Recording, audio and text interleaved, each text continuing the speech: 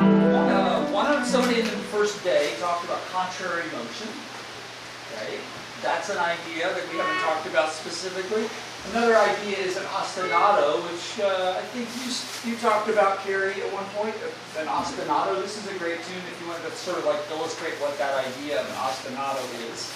And apart from that, the rest of it is just applying the things that we've talked about already so far, and just try to do that. And I'd like to hear, some of the ideas that the class is generating. So today, a little bit more like the first 2 days of the class, a lot more sort of like listening, going around the circle and listening, and letting you play a little bit to, sort of like solo or in groups of two, and going around the room and hearing stuff like that. Is everyone amenable to that idea? So have you had a chance to play this? Have you had a chance to experiment around with what you might want to do? And what I'd like to do is to listen. We'll do the A part for a little bit. You listen to it and just tell me after you get done with the whole thing what we'll play 16 bars with a melody leading and then somebody behind doing a harmony line. And then we'll trade and let the melody and harmony all the way around. But we'll let the person who's doing the harmony sort of say afterwards, oh, this is what I was doing. I was applying a sort of a wallpaper to this section. I was trying to make a line, a parallel third line here, or whatever sort of idea we talked about. You want a review of the concepts that we've talked about? Wallpaper ideas. Playing on the roots, playing on the third, playing on the fifth of those chords. Trying to, instead of just playing first and thirds and fifths, connecting them together. So that you're sometimes on one chord, maybe on the one, and the next chord you're on to the closest degree of the next chord, whatever it turned out to be. Or maybe specifically trying to not be to the closest one, where you're creating a much more of a line. Maybe you want to throw a little extra couple notes in the middle between a wallpaper section. That's called making a little bit of a line from a wallpaper. So mostly just simple lines. Maybe you want to make your wallpaper rhythmic. That was another idea we talked about. What else? All my handouts that had these things, they're all disappeared now. So, common notes. Oh, if you have two chords that are next to each other that have a similar note in those two chords, one of the ideas was to hold on to the common note in those two chords and let it kind of swell and build and grow. Okay, so that's another type of way of making a line.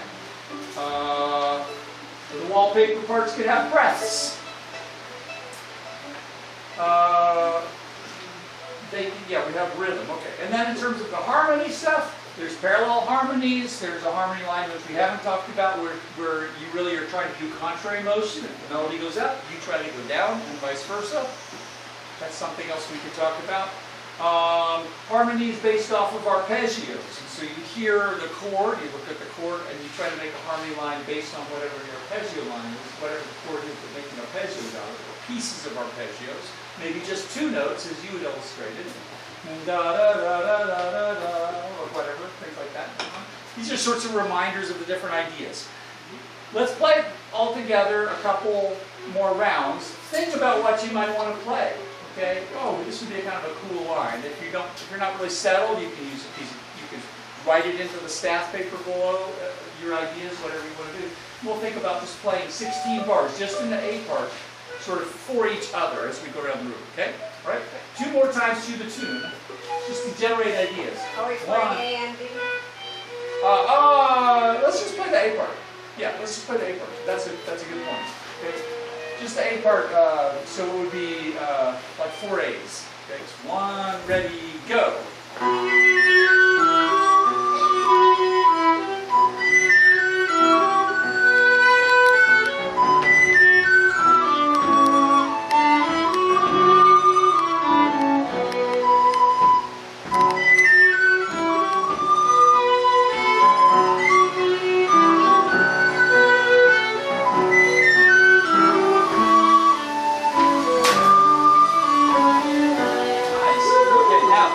Better that way? Yeah, that's what I can hear what you're doing better that way. So, sorry, it's just the difference. Yes? What is it about what she's doing that makes it sound more Middle Eastern? Does anybody else feel that? Fifths, open fifths. It's open fifths and a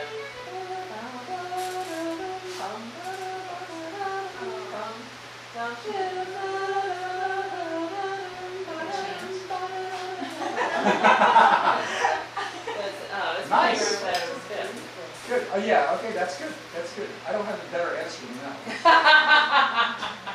Well, you put your hips in it. So did you hear the rhythmic motif that she put into the whole thing? And there's like a little thing that kept going. So it's really getting close to what I call an ostinato at this point. It's very, very close. It's almost the same thing that you do over and over and over and over again. And I like the way you lean into it. And I like that this is the first really rhythmic thing that's happening underneath it. It's not the same rhythm as the tune. It's a different rhythm that you've chosen to add onto it. Okay? Really good. Can you two swap? And now you play melody for Anna. Okay. 1, ready, go.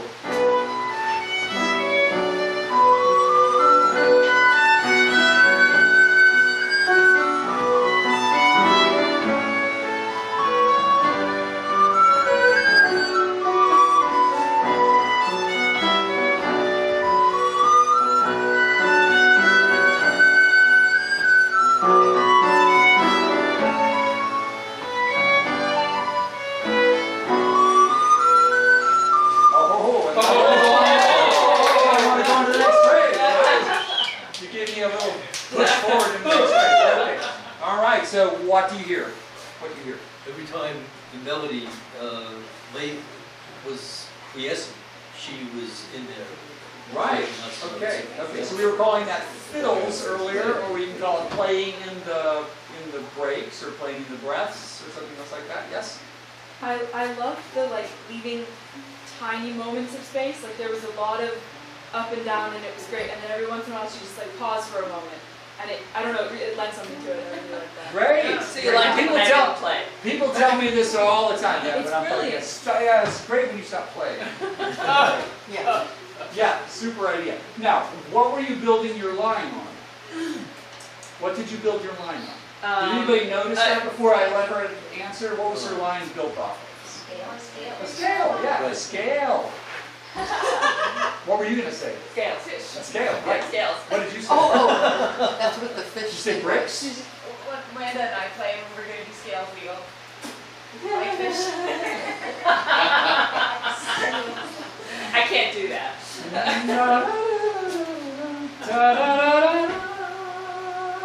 It's just going up the scale and finding another note there that's in there. So that's the glue that she's putting into the whole piece to put it together. Beautiful. That's nice. Okay. So, do you have an instrument? Yeah. You're on. So can I get you two to play together now, Arthur and Carrie? Okay. So you take the melody for Arthur. 1, ready, go.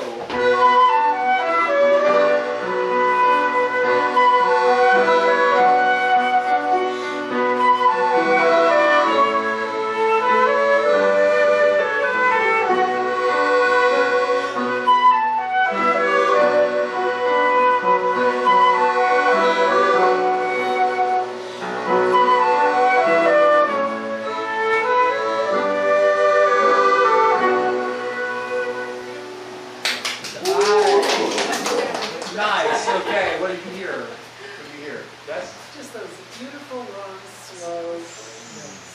Okay, so beautiful, long, slow. What else is he doing in the middle of the He's doing doing two more things that I can hear. What's one of them? He's shaping the volume. He's shaping the volume, right. So he's got this luxury that I don't have with my instruments of being able to crescendo and then to be able to come down. And so there's this whole dynamic motion that he has. What's the other thing that he was putting in that do you hear something else besides that other than just chords? Was he doing anything besides chords? Keeping one note. Hold on a second. Let's see if they Let's see if they heard it. No? I know. I was asking another what they did. Okay. All right. So now you can tell us.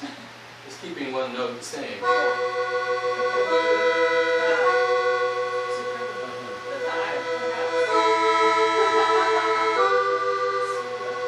So how many notes does he have in his chord here? He's got 2. He's playing, and he's kind of changing things. But you also did a thing which was like where you put a little couple of them together, and you made your own little melody line. So you're staying on the same chord, but you put a little extra couple notes in there to give you another chord.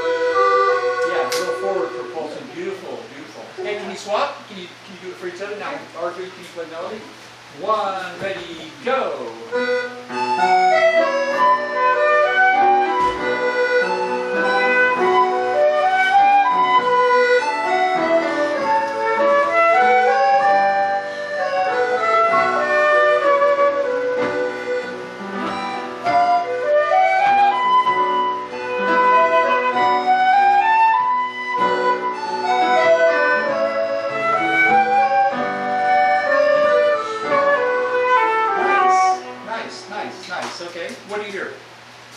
you hear? I heard her, Arpeggios. I heard her do some syncopation. Yeah, I was Yeah. thinking Syncopation. Okay, where was that syncopation like the most predominant, the most noticeable?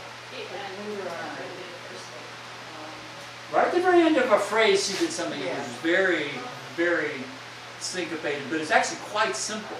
It wasn't even a hard syncopation. So right at the end of the phrase, she just went da da da da da da the whole way down a couple of lines together. And so she's just playing just one. So here's like 1, 2, 3, and she's doing and.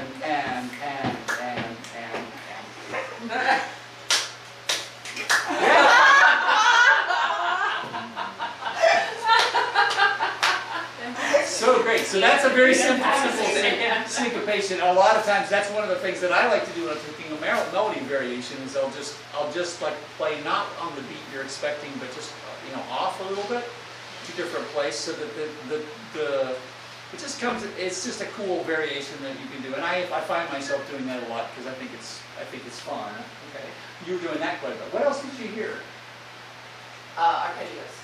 Arpeggios. Yep. Okay. What else did you hear? When was she playing? Yeah, something similar strategy to of quiet and then In the spaces. more movement in the space. Right. Okay. So that's a question of when she was playing, and you were tacit for a while, and then when there was a space, filled up the space again. Okay. So that's an idea again of playing in the breast, the fills. We talked about that before. Okay. I'm so happy to Yeah. Okay. All right. 1, ready, go.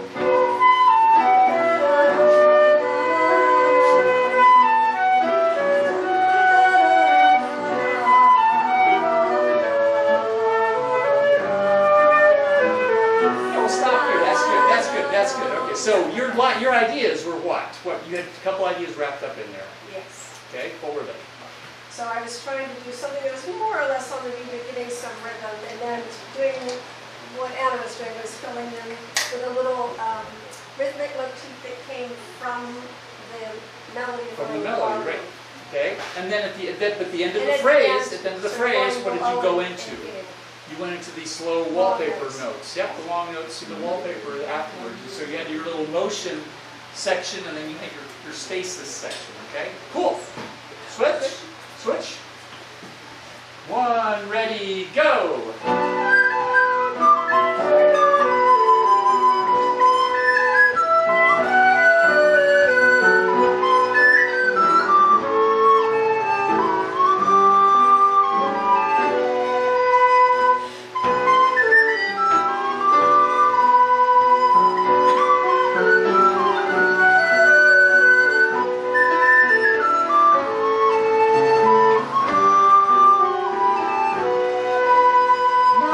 Nice. Okay.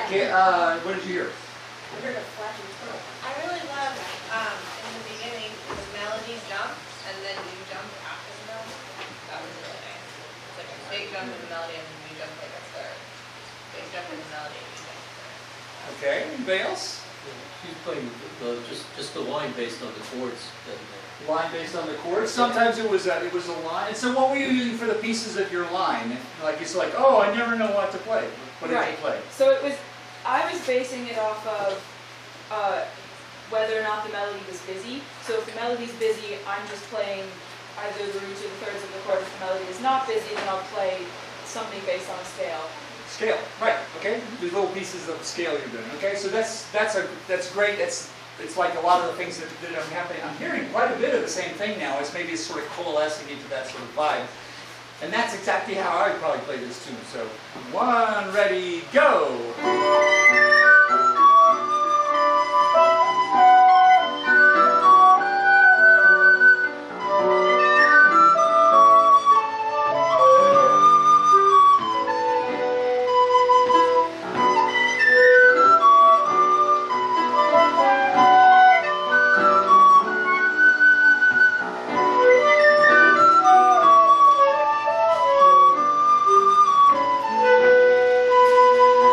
What do people hear?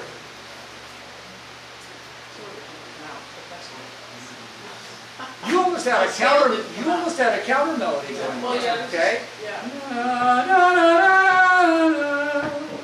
Were you? were you consciously thinking, I'm going to try to write a counter melody to go along with this? Yeah. Great. Super, super, super. So there's another idea that I hadn't heard that yet, where it really feels like a whole different melody. It's not echoing the main melody, it's something sort of different from the main melody, okay? Great idea, okay? Can you think? It was really simple, sort of underneath. It doesn't have to be hard. Oh no, anything. And it's quite beautiful. And it's also, I mean, her tessitura is up here and yours is down here, and so That's nice. you're not fighting with each other. No matter what you do, even if it's really distinct, it's not going to fight. So that's very cool. So can you play melody for me? Okay.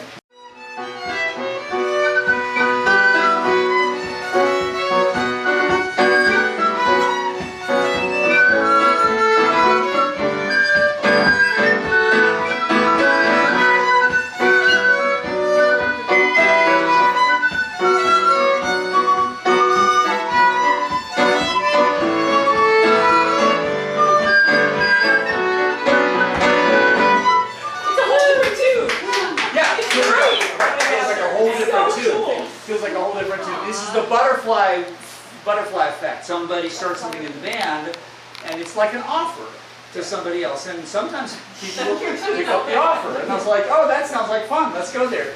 And then the rhythmic motif that you might start, even though it's not necessarily embedded in the tune. It's something you could do against the tune. It's like a counterpoint to the tune. It might get picked up by somebody else, and somebody else will find, oh, I could slot in with like this thing I'm doing over here. That slots in really well with what you're doing. And then maybe the melody player at that point decides, like, well, screw the melody. I'm going to jump onto the train. And it can dynamically change from one sort of feel to another sort of feel that way. That happens all the time, okay? All right, that's the way you take a tune, and rather than just saying, and now for something completely different, the next round at the top of the tune, something happens. It gets picked up. It gets picked up by something else that moves, and it evolves into something different over the course of some number of rounds. Okay, it's very cool. Let's just figure it out. Great. You want to play melody for him? Sure. Sure.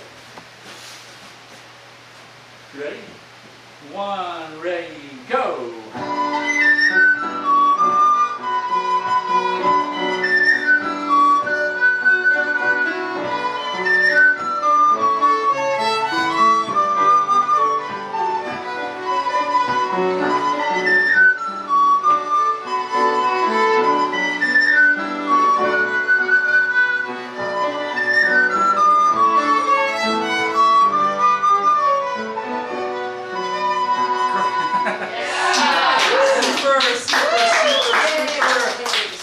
What was he doing? Yeah, okay. He was playing long notes on her, she was playing busy notes. Right, Vice okay. versa, and it was mostly arpeggiated. Mostly arpeggiated, right. Da da da da da dee, da da da da da da da da. Okay. The thing that I really liked about that one and a lot of the others is that it almost was like you didn't know what was going to come next in the harmony, which I think is super cool. Like there was kind of a pattern, but it wasn't like you were expecting the same thing each time. It like sounded new and different every time. Cool. Cool.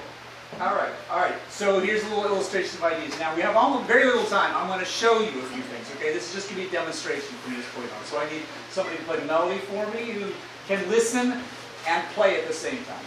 Okay. Yep. Can you do that for me? Okay. Here's the idea of an ostinato. Okay. I want to just illustrate what that might be. Okay. 1, ready, go.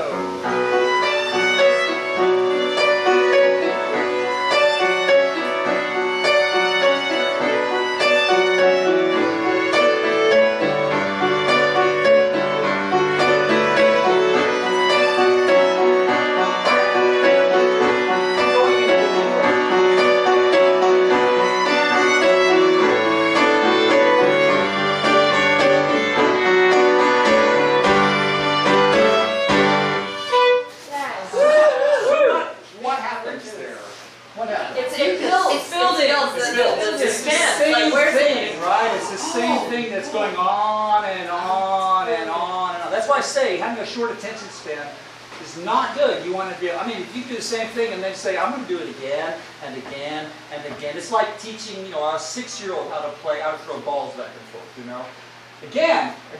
Oh my gosh, you've been throwing a ball for a half hour, Nathan, More. You know, they're trying to practice, it's like they're practicing over and over and over and over and over and over and over again, okay? But there's something about it. So now what happens when you stop? Okay? You get done with this solo and it builds to something or other, and then you, guess what? You go to a new section of music and you give it a sort of a power because, oh my gosh, this thing that we've been doing and doing and doing and doing and doing. It builds up steam, it Builds up steam, and then guess what? It's done, you know. And then it's like, oh, if you want to rivet somebody's attention to something, you change something. That's it. Okay.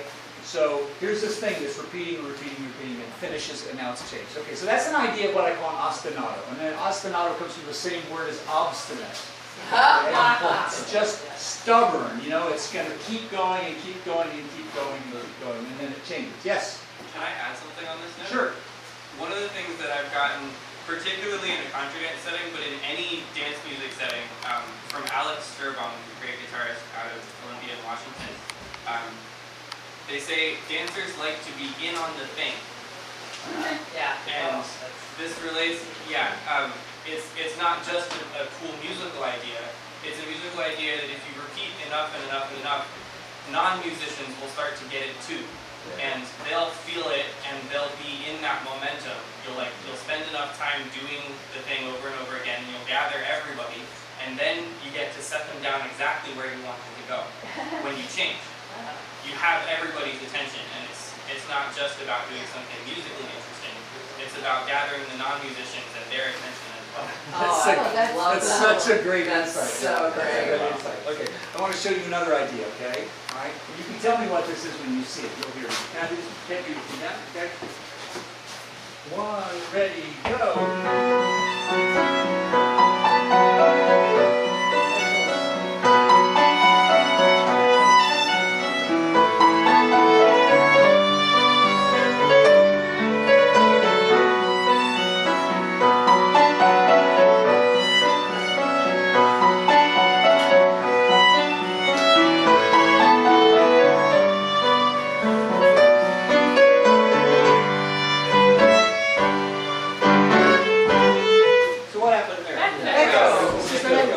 Pure echo, and this tune lends itself so well to the whole thing. You can, did you see I echoed exactly for the whole A part of the music, okay? If you have moments like that, and the echo is just a special type of fill, and I heard fills from, I don't know, 5 of you saying like, oh, there's long notes here, I'm going to do something in that fill. But sometimes you could do something which is really 100% a copy. And that's a kind of a special thing that if you find those things in the music, you know, use them. They're great. I really love, okay? That's one other thing that we didn't talk about that didn't come out naturally, and I think that's just about it. And everything else that I think came out naturally in the course of just this 16 bars each of playing things was stuff that we talked about, okay? So the thing to do is to go home and practice. Use those ideas. Try to use those, that formalism, that way of thinking about the thing that you do when you're not taking a melody. Get comfortable with them in your toolkit so that you can pull them out. And don't pull them all out at once. Pull out one for a while, sit with it, or pull them out in two kind of combinations of two. Here's a wallpaper one. Oh, what else do I have over here? I have this one too. I'm going to hook these two together in my first round of something else to do, but I'm not going to do anything else. And then you put them back in the bag and you pull out two new ones, and you look at those two things, and I'm going to hook these two together. And that will be a way of simplifying what you're doing so it's not very busy, but it'll also be a way of practicing all the things that we've talked about in the class. Thanks for being so courageous about trying stuff and letting people listen to you. I really appreciate it.